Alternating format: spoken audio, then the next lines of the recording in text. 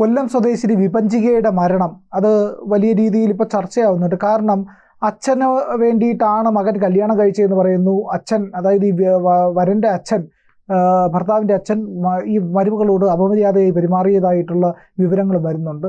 അപ്പോൾ വിവാഹത്തിന് ആഡംബരം കുറഞ്ഞുപോയി എന്ന് പറഞ്ഞാണ് ഈ പീഡനം തുടങ്ങിയത്. സ്ത്രീധനം കുറഞ്ഞു, കാറ് നൽകിയില്ല, പെൺകുട്ടി കൂടെ ജനിച്ചതോടുകൂടി വിവാഹമോചനം ആവശ്യപ്പെട്ടു.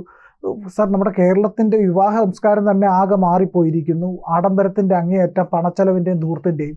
അതിനോടൊപ്പം തന്നെ ഈ പറയുന്ന വീട്ടിലുണ്ടാകുന്ന കലഹങ്ങൾ, പ്രശ്നങ്ങൾ, ഒടുവിൽ വിവാഹ മോചനം ഇല്ലെങ്കിൽ ആത്മഹത്യ. ഇതാണിപ്പോൾ നടന്നുകൊണ്ടിരിക്കുന്നത്. ഒരു 1.5 വയസ്സായ കുഞ്ഞുകൂടി ഇരയായിട്ടുണ്ട്. കുഞ്ഞിനെയും കൊന്നിട്ടാണ് വിപഞ്ചിക എന്ന് പറയുന്ന ഈ സ്ത്രീ ആത്മഹത്യ ചെയ്തത്. എനിക്ക് ആ സ്ത്രീയോട് വലിയ സഹതാപം തോന്നില്ല. ഒരു മരിച്ചുപോയ ഒരാളെ കുറ്റപ്പെടുത്തുകയാണെന്നോ സഹതാപമില്ല എന്ന് പറയുകയോ ചെയ്യുമ്പോൾ ഇവനൊരു മനുഷ്യനാണോ എന്ന് ചോദിക്കുന്ന ആളുകളുണ്ടാവും. പക്ഷെ ഞാൻ പറയുന്നത് 1.5 വയസ്സുള്ള ആ കുഞ്ഞിനെ കൊന്നു എന്നുള്ളതൊരു കാരണം. രണ്ടാമത്തെ ഒരു കാര്യം, ഭർത്താവ് പീഡിപ്പിക്കുന്നു, ഹരാസ് ചെയ്യുന്നു, നിരന്തരമായി കുറ്റപ്പെടുത്തുന്നു.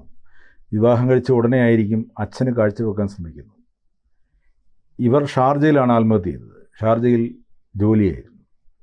ഈ വിവാഹം കഴിച്ച് അച്ഛൻ അവിടെയില്ല, നാട്ടിലാണ്. നാട്ടിലുള്ള സമയത്തായിരിക്കുമല്ലോ അച്ഛനെ കാഴ്ചവെക്കാൻ വേണ്ടി ശ്രമിച്ചത്.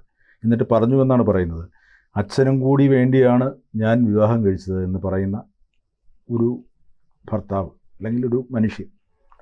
അവൻ എന്തോ പൈശാചിക മനസ്സിനുടമയാണ് എന്ന് വേണം മനസ്സിലാക്കാൻ. ശരി, ആ വിപഞ്ചിക എന്ന് പറയുന്ന ആ പെൺകുട്ടി വിവാഹം കഴിച്ച് വന്നപ്പോൾ തന്നെ ഇങ്ങനെ സംഭവിക്കുമ്പോൾ ചെയ്യേണ്ടത് എന്തായിരുന്നു? ആ ഭർത്താവിൻ്റെ അച്ഛനിട്ട് കരണക്കുറ്റി നോക്കി അടി കൊടുത്തിട്ട് നേരെ അടുത്ത പോലീസ് സ്റ്റേഷനിൽ ഇൻഫോം ചെയ്യണമായിരുന്നു. രണ്ടിനെ അകത്താക്കണമായിരുന്നു. എന്നിട്ട് ആ വീട്ടിൽ നിന്നും ഇറങ്ങിപ്പോയി സ്വതന്ത്രമായി ജീവിച്ചിരുന്നെങ്കിൽ അവരോട് ബഹുമാനമുണ്ടാകുമായിരുന്നു. അവരെ ഞാൻ ആരാധിക്കുമായിരുന്നു, കൈകൂപ്പി തൊഴുമായിരുന്നു. ഇവിടെ ഓരോ പെൺകുട്ടികളും ചെയ്യേണ്ടതാണ്. എന്തിനാണ് നിങ്ങൾ ആത്മഹത്യയിൽ അഭയം തേടുന്നത്? മനസ്സുമടുത്തിട്ടോ? മനസ്സുമടുക്കാൻ എന്തിനാണ് ഒരു വികൃത ജന്മത്തിൻ്റെ കൂടെ ഇങ്ങനെ കഴിഞ്ഞുകൂടുന്നത്? എന്തിനാണ് അവൻ്റെ കുട്ടിയെ ജനിപ്പിച്ചത്? ഇതൊക്കെയാണ് എനിക്ക് വിപഞ്ചിക എന്ന് പറയുന്ന ആ സ്ത്രീയോട് വലിയ അനുകമ്പയോ ദയോ തോന്നുന്നില്ല എന്ന് പറയാൻ കാരണം. അവരുടെ മരണത്തിൽ തീർച്ചയായും ദുഃഖിക്കുന്നു. ചിലപ്പോൾ ഷാർജയിൽ ആ മണലാരണ്യത്തിൽ ഈ കുഞ്ഞിനോട്, 1.5 വയസ്സായി കുഞ്ഞിനോട് എന്ത് പറയാനാണ്? ഭർത്താവിൽ നിന്നും അത്രയധികം പീഡനം സഹിച്ചിട്ടുണ്ടാകും. ഇവനെ അവിടുത്തെ ജയിലറയ്ക്കുള്ളിലാക്കാമായിരുന്നു. അവിടുത്തെ പോലീസ് സ്റ്റേഷനിൽ പോയി ഇൻഫോം ചെയ്യണമായിരുന്നു, എനിക്ക് ജീവിക്കാൻ കഴിയുന്നില്ല, എനിക്കും എൻ്റെ കുഞ്ഞിനും സുഖമായി ജീവിക്കണം. കാരണം ഇവരൊരു ഏതോ ഒരു സ്ഥാപനത്തിൽ PR മാനേജറായി ജോലി ചെയ്യായിരുന്നാണ് അറിയുന്നത്. നല്ല ശമ്പളം ഉണ്ടാകും. അവരാരെ തോൽപ്പിക്കാൻ വേണ്ടിയാണ് അവരുടെ ജീവിതം അവസാനിപ്പിച്ചത്? വേണ്ട, ഈ ഭൂമിയിലേക്ക് അവർ ജനിപ്പിച്ചതാണെങ്കിലും ഒരു കുഞ്ഞ് ജനിച്ചു കഴിഞ്ഞാൽ അവർക്ക് എന്ത് അവകാശമാണ് ആ കുഞ്ഞിൻ്റെ ജീവനെടുക്കാൻ? ഈ കുഞ്ഞും ഈ സ്ത്രീയും മരിച്ചതിൻ്റെ പേരിൽ അവൻ വേദനിക്കുമെന്നാണോ? അവൻ കാലങ്ങളായി ഡിവോഴ്സ് ആവശ്യപ്പെടുന്നുവെന്നാണ് പറയുന്നത്.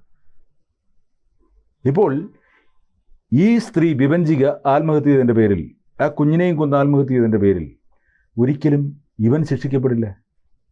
ആത്മഹത്യ പ്രേരണക്കുറ്റമൊക്കെ ഉണ്ടാവാം, പക്ഷെ അതിൽ നിന്നൊക്കെ നിസ്സാരമായി ഊരിപ്പോരും. ഇത് കഴിഞ്ഞിട്ട് ഇവൻ വീണ്ടും സുഖമായി ജീവിക്കും. ഇങ്ങനെയുള്ള വൃത്തികെട്ട ജന്മങ്ങളെ സുഖമായി ജീവിക്കാൻ അനുവദിക്കാമായിരുന്നു ആ സ്ത്രീ വിപഞ്ചിക. പാടില്ലായിരുന്നു. ഇപ്പോൾ കരയുന്നതാരായിരിക്കും? വിപഞ്ചികയുടെ അച്ഛനും അമ്മയും ബന്ധുക്കളും, അല്ലെ സഹോദരങ്ങളുണ്ടെങ്കിൽ അവരുമായിരിക്കും സങ്കടപ്പെടുക. അവർക്ക് തീർത്താൽ തീരാത്ത നഷ്ടമാണ് സംഭവിച്ചിരിക്കുന്നത്. അവർ എത്ര പ്രതീക്ഷയോടെയാണ് ഒരു കുഞ്ഞിനെ വളർത്തിക്കൊണ്ടുവന്നതിനെ വിവാഹം കഴിപ്പിച്ച് കൊടുക്കുമ്പോൾ ഓരോ അച്ഛനും അമ്മയും മനസ്സിൽ പ്രാർത്ഥിക്കുകയാണ്, അവൾക്ക് സുഖമായൊരു ജീവിതം ഉണ്ടാവണേ, അവരുടെ കുഞ്ഞുങ്ങളെ കണ്ട് ഞങ്ങൾക്ക് സുഖമായി സന്തോഷമായി കണ്ണടയ്ക്കാൻ ഈശ്വര അനുവദിക്കണേ എന്ന് പറഞ്ഞിട്ടില്ലേ ഈ പെൺകുട്ടിയെ കൈപിടിച്ച് കൊടുക്കുന്നത്? ഒരു നരാധമനാണോ കല്യാണം കഴിച്ച് കൊടുക്കുന്നത്? അപ്പോൾ അറിയില്ലല്ലോ. അപ്പോൾ ഈ കാലഘട്ടത്തിലെ ഏത് പെൺകുട്ടിയും ചെയ്യേണ്ടത്, ചേരുന്നില്ലെങ്കിൽ, അവൻ ഉപദ്രവിക്കുകയാണെങ്കിൽ അവനെ ജയിലറയ്ക്കുള്ളിലാക്കിയിട്ട് അവിടുന്ന് രക്ഷപ്പെട്ടു പോരണം. അതല്ല, മാനസികമായി പോലും ചേരുന്നില്ലെങ്കിൽ ഗുഡ് ബൈ എന്ന് പറഞ്ഞ് പോരാൻ തൻ്റെ ഇടമുണ്ടാവണം. അവിടെ ചിലപ്പോൾ വിഭജിക എന്ന് പറയുന്ന അല്ലെങ്കിൽ ഇതുപോലുള്ള ഒരുപാട് മാനസിക പ്രശ്നങ്ങൾ അനുഭവിക്കുന്ന സ്ത്രീകൾ വിചാരിക്കുന്ന എന്താണ്? ബന്ധുക്കളുടെ മുഖത്ത് എങ്ങനെ നോക്കും? അച്ഛനെയും അമ്മയും സങ്കടപ്പെടില്ലേ? ബന്ധുക്കൾ ചോദിക്കും, എന്താ നിങ്ങൾ പിരിയാൻ കാരണം? അവള് താലി പറിച്ചിട്ട് പോന്നിരിക്കുകയാണല്ലേ എന്ന് പറയും എന്നൊക്കെ വിചാരിച്ചിട്ടാണ് പലരും സഹിക്കുന്നത്. ചിലർ ആത്മഹത്യയിൽ അഭയം തേടുന്നത് ഇതൊക്കെ കൊണ്ട് തന്നെയാണ്. നിങ്ങളൊന്ന് ആലോചിക്കുക, മറ്റുള്ളവരുടെ കൺമുമ്പിലല്ല നിങ്ങളുടെ ജീവിതം. അവരെന്തും പറയട്ടെ, അവരുടെ മനസ്സിൽ തോന്നുന്ന അവർ പറയട്ടെ. നമ്മുടെ മനസ്സിൻ്റെ സന്തോഷമാണ് നമ്മൾ കണ്ടെത്തേണ്ടത്. അതാണ് ഓരോ പെൺകുട്ടികളും ഓരോ ആൺകുട്ടികളും ചിന്തിക്കേണ്ടത്. ഇവിടെ വിവാഹം കഴിഞ്ഞ് 6 മാസത്തിനകം ഡിവോഴ്സ് നടക്കുന്നു. ഞാനതിനെ ഒന്നും കുറ്റം പറയില്ല. ചേരുന്നില്ലെങ്കിൽ പിരിയുക തന്നെയാണ് നല്ലത്. അല്ലാതെ പരസ്പരം പഴി പറഞ്ഞ് പരസ്പരം കൊന്നൊടുക്കി ജീവിക്കുന്നതിനേക്കാൾ നല്ലത് പിരിയുന്നത് തന്നെയാണ്. പിന്നെ പ്രിയം പറഞ്ഞു, ആഡംബര വിവാഹം. ഇപ്പോൾ വിവാഹത്തിന് എത്ര ചടങ്ങുകളുണ്ട്? പ്രിയനെ വ്യക്തമായിട്ട് അറിയാം. ഹിന്ദു കുടുംബങ്ങളിലുള്ള വിവാഹത്തിന് ക്രിസ്ത്യൻ കുടുംബങ്ങളിൽ വിഭിന്നമല്ല. എന്തൊക്കെയാണ് ആചാരങ്ങൾ? ഹൽദി, മെഹന്തി, പിന്നെ to be bride, bachelor party, പിന്നെ ഈ പറയുന്ന പോലെ ജാതകം കൈമാറുന്നത്, ഈ മോതിരം മാറ്റം, അത് കഴിഞ്ഞിട്ട് പിന്നെ കല്യാണം കഴിഞ്ഞിട്ട് പിന്നെ അടുക്കള കാണൽ, അത് കഴിഞ്ഞിട്ട് സേവ് ദ ഡേറ്റ്, ഫോട്ടോഷൂട്ട്, ഇതെല്ലാം ഓരോ ഫംഗ്ഷനാണ്, ഓരോ ഇവന്റാണ്. പിന്നെ ഇനി ഗർഭിണിയായി കഴിയുമ്പോൾ ബേബി ഷവർ, അങ്ങനെ തുടങ്ങി ഇന്ന് ആഡംബരങ്ങളുടെ മൂർധന്യത്തിലാണ്. ഇത് പണം ധാരാളമുള്ളവർ ആഡംബരം നടത്തിക്കോട്ടെ. പക്ഷേ ഇത് സാധാരണ പെൺകുട്ടികൾക്ക്, പാവപ്പെട്ട മാതാപിതാക്കളുടെ പെൺകുട്ടികളും ഇതെല്ലാം ആഗ്രഹിക്കുന്നു. ഈ മാതാപിതാക്കളെ നരകക്കുഴിയിലേക്ക് തള്ളിവിടുകയാണ് ഈ സമൂഹം ഇതുപോലുള്ള ആഡംബരങ്ങൾ കാണിച്ചിട്ട്. എനിക്ക് വളരെ അടുത്തറിയാവുന്ന, ഞാൻ പേര് പറയാൻ ഉദ്ദേശിക്കുന്നില്ല, ഒരു സുഹൃത്തിൻ്റെ മകളുടെ കല്യാണത്തിന് എൻ്റെ ഏകദേശ കണക്ക് പ്രകാരം 2-2.5 കോടി രൂപ ചിലവാണ്. അത്രയധികം സ്വർണം, 2-3 സ്ഥലത്ത് റിസപ്ഷൻ. 6 മാസം കഴിഞ്ഞപ്പോൾ ആ പെൺകുട്ടി ഡിവോഴ്സ് ചെയ്തു. ഈ ആഡംബര വിവാഹം നടത്തിയ ആ പെൺകുട്ടി 2.5 കോടി രൂപ വെള്ളത്തിലായല്ലോ എന്ന് ആ സുഹൃത്ത് എൻ്റെ മറ്റൊരു സുഹൃത്തിനോട് പറഞ്ഞു. ഞാൻ ചോദിക്കുന്നത് എന്തിനു വേണ്ടിയാണ്? ഇതുകൊണ്ട് ഞാൻ ഒന്നുകൂടി ബാക്കി പറയുന്നു. പണമുള്ളവർ അത് ചെയ്യട്ടെ. അതിൻ്റെ പേരിൽ ഒരുപാട് പേര് ജീവിക്കുന്നുണ്ട്. ഫോട്ടോഗ്രാഫേഴ്സ് തുടങ്ങി, ഈ ഇവൻ്റ് കമ്പനികൾ നടത്തുന്നവർ തുടങ്ങി ഒരുപാട് തൊഴിലാളികൾ അതുകൊണ്ട് ജീവിക്കുന്നുണ്ട്. അവർക്ക് പണം കിട്ടിക്കോട്ടെ, അതിൽ വിരോധമില്ല. പക്ഷേ അത് പാവപ്പെട്ട മാതാപിതാക്കളെ ദ്രോഹിക്കുന്നതിന് തുല്യമാവരുത്. അതാണ് ഈ ആഡംബര വിവാഹത്തിൻ്റെ കുഴപ്പം.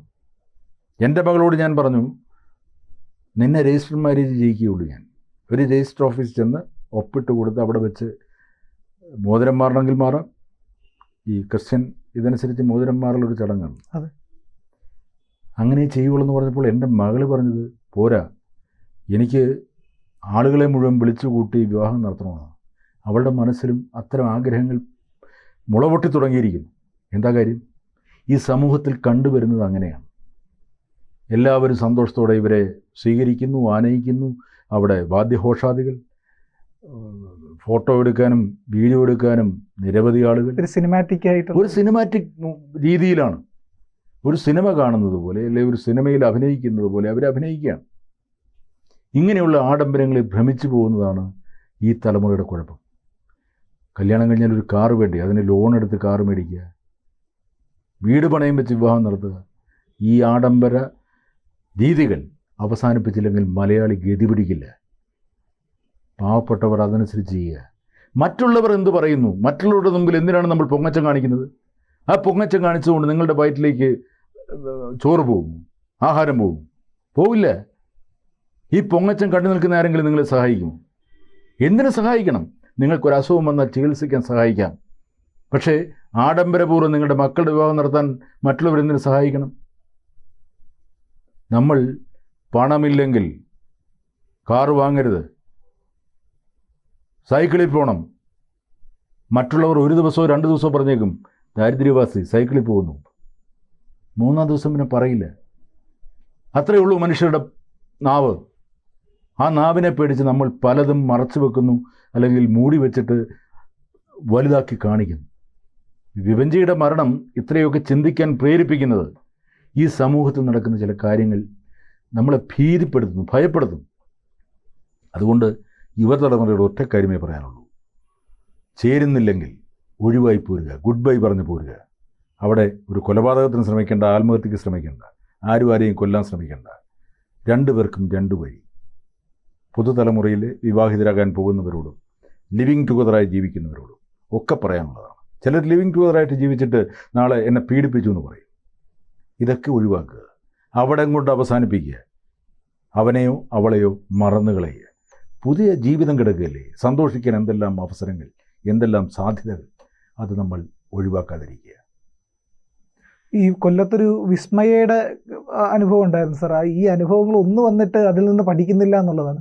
ഒന്നിന് പിറകെ ഒന്നായിട്ട് ഇതിങ്ങനെ കേരളത്തിൽ തുറന്നുകൊണ്ട് എനിക്ക് തോന്നുന്നു തിരുവനന്തപുരം, കൊല്ലം മേഖലകളിലാണ് ഈ സ്ത്രീധന ഭ്രമം ഇത്രത്തോളം ഉള്ളത്. ഈ സർക്കാർ ജോലിയുടെയൊക്കെ ഒരു ഇത് കണ്ടിട്ടേ അതാണ് കൂടുതലുമായിട്ട് ഇന്ന് സംഭവിച്ചുകൊണ്ടിരിക്കുന്നത്. സ്ത്രീധനം മേടിക്കേണ്ടി വരുന്നത് എന്തുകൊണ്ടാണെന്നറിയോ? ഒരു പരിധിവരെ അങ്ങനെ ഒരു നിയമം കൊണ്ടുവരണം. മാതാപിതാക്കൾക്ക് എന്ത് സ്വത്തുണ്ടോ അത് എത്ര മക്കളുണ്ടോ അവർക്ക് ഡിവൈഡ് ചെയ്ത് കൊടുക്കുക. 10 സെൻറ്റാണോ, 2 മക്കളാണെങ്കിൽ 5 സെൻറ്റ് വീതം കൊടുക്കുക, ആണായാലും പെണ്ണായാലും. അതായിരിക്കും അവളുടെ സ്ത്രീധനം എന്ന് പറയുന്ന ഒരു നിയമം കൊണ്ടുവന്നാൽ ഈ സ്വർണത്തിനും കാറിനും ഇതിനു വേണ്ടിയുള്ള ആർത്തി ഇല്ലാതാവും. പണമുള്ളവർ അങ്ങനെ ചെയ്യട്ടെ, പണമില്ലാത്തവർ ഇങ്ങനെ ചെയ്യട്ടെ. ആ നിയമം പ്രാബല്യത്തിലാക്കണം എന്നാണ് നിയമം സൃഷ്ടിക്കുന്നവരോടോ ബഹുമാനപ്പെട്ട കോടതിയോടോ അപേക്ഷിക്കാനുള്ളത്. താൻ ABC മലയാളം സബ്സ്ക്രൈബ് ചെയ്യുക, ബെൽ ബട്ടണും അമർത്തുക.